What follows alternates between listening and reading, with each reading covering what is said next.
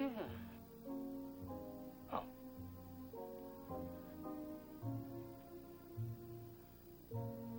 Guernsey, 1932. Very good year.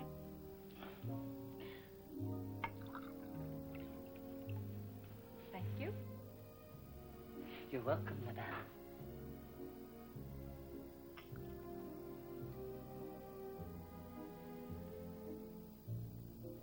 Oh!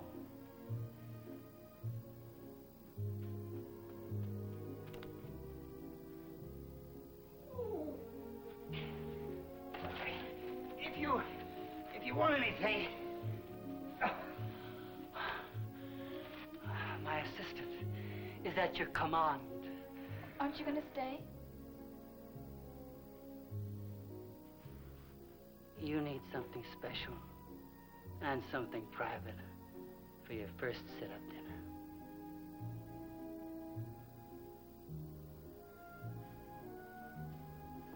Mr. Jacks. Thanks. Enjoy! A toast to the chef. Long may he wave.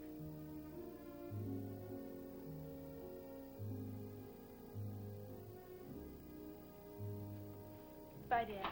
Bye-bye. Told you it wasn't so bad. Another toast. Trying to get me drunk? Of course. To Mr. and Mrs. Norman Harrington. Two of the luckiest people in the world because they found each other.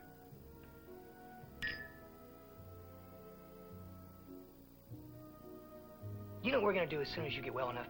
What? We're going to take another honeymoon. But this time right, not back to that crummy motel. I sort of liked it. Okay, we'll go back there. But we'll make them paint the place first. And paste stars on all the windows. And build a swimming pool. And a tennis court. We don't know how to play tennis. We'll make them hire an instructor to teach us. You know, it's kind of bright in here. I think I'll turn down the sun.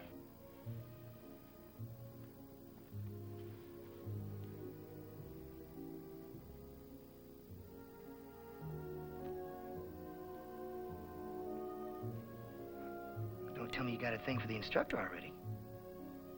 You snuck up on me. Well, I've been sneaking up on you for 2 years. It never bothered you before. I guess I'm a little out of practice. We'll take care of that. Your surprise is getting cold. We need some salt.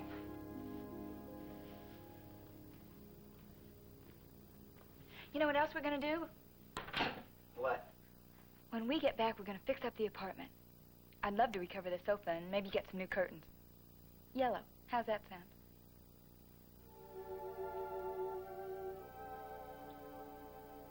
Yeah.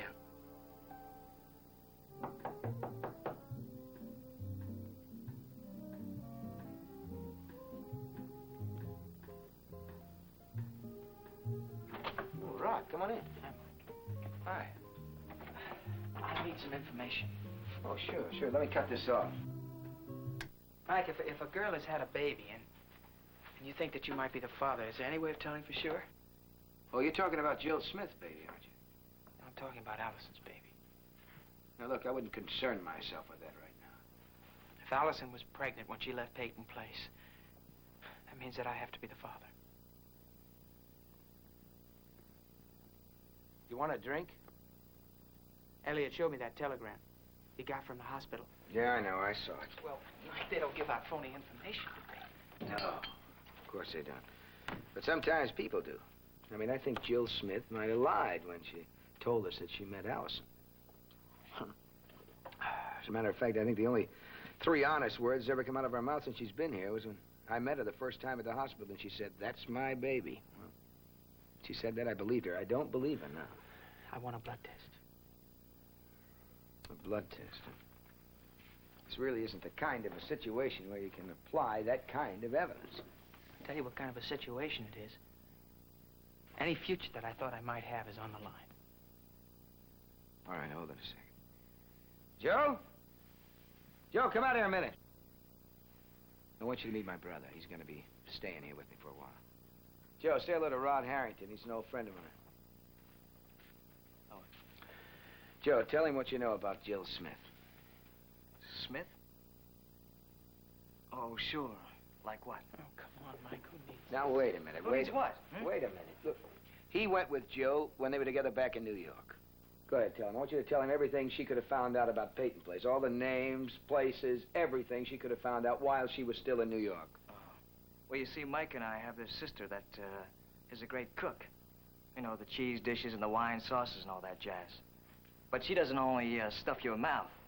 She also stuffs your ears. I mean, like, for every dish, you get a good 5,000 words on whatever she figures will impress you the most. She ever come to the house? Sure, she used to come over on those big weekend feeds.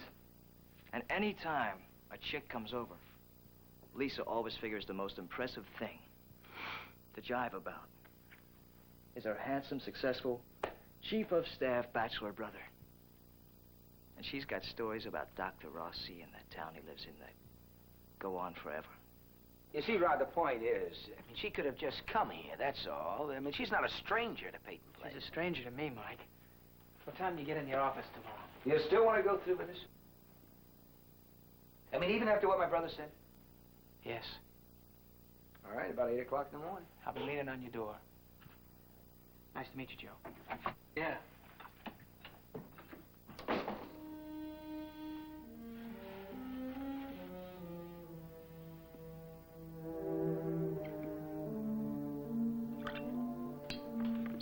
No, he was pretty shook. You think he can spare the blood?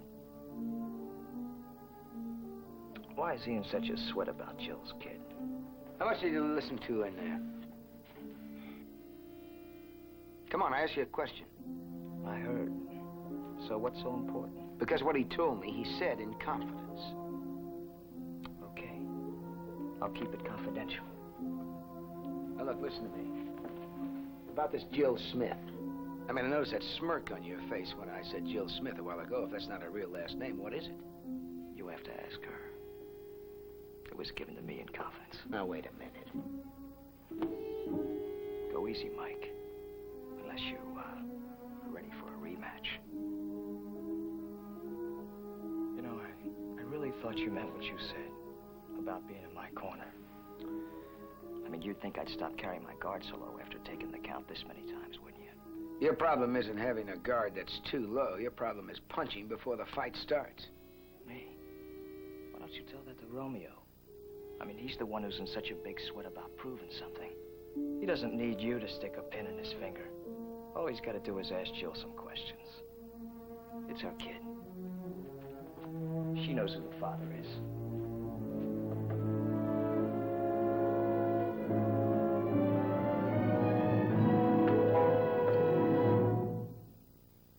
Preview from the continuing story of Peyton Place. We've seen the birth certificate and it's in order. What else is there? Just time to consider everything. What do you mean by everything? I'd like to pick up where we left off. Broke off, cut off, finished. You understand? Listen, Jill. You haven't changed. You're just the same. You want Rodney, and you want him all to yourself, with all the Peyton money. And to get that, you have the stomach to do whatever it takes.